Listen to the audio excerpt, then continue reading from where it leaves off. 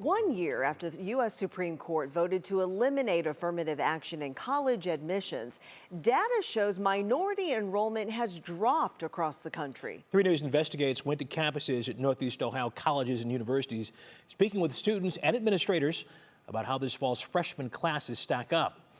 As your Peter Fleischer explains, the numbers might surprise you.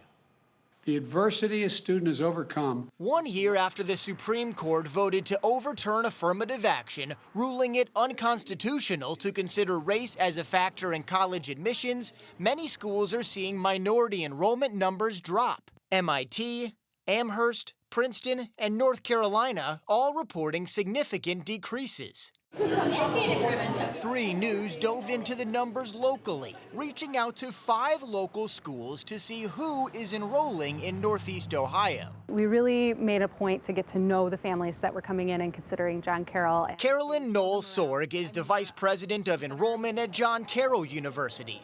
With a full-time undergraduate body of under 3,000, every student counts. She says while race and ethnicity can't be determining factors in admissions, diversity is still a priority. We're looking to enrich our community with not just people of color, but people of different nationalities and different orientations. The students have so much support, and you could see how all the students really look out for each other. Serene Jafal is a student in the molecular biology program and a member of the Muslim Student Association.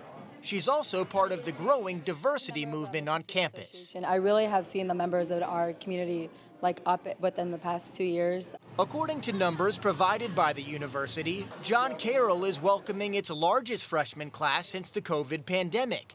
The class of 2028 is also one of its most diverse ever, with 22% of the student body identifying as a race other than white. That number is a 4% jump from their diversity percentage for the most recent year. We're also seeing that diversity grow, and we're proud of that. John Carroll isn't the only school bucking the national trend.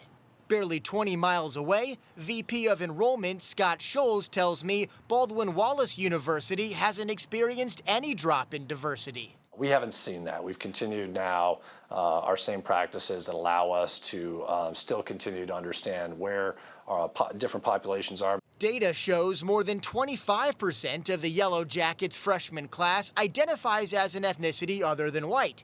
That's its highest percentage in years. Students continue to tell us about who they are, about the sort of obstacles that they've overcome.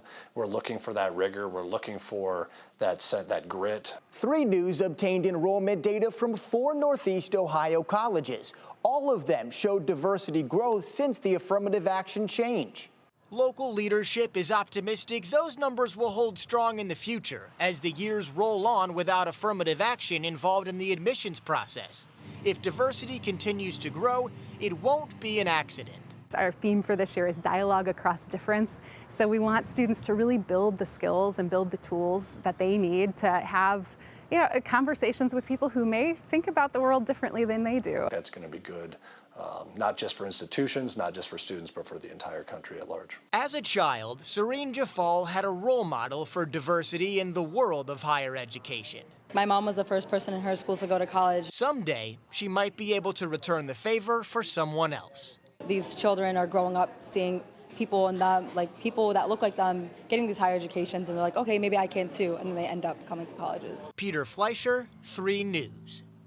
By the way, we asked but did not receive enrollment data from Oberlin College.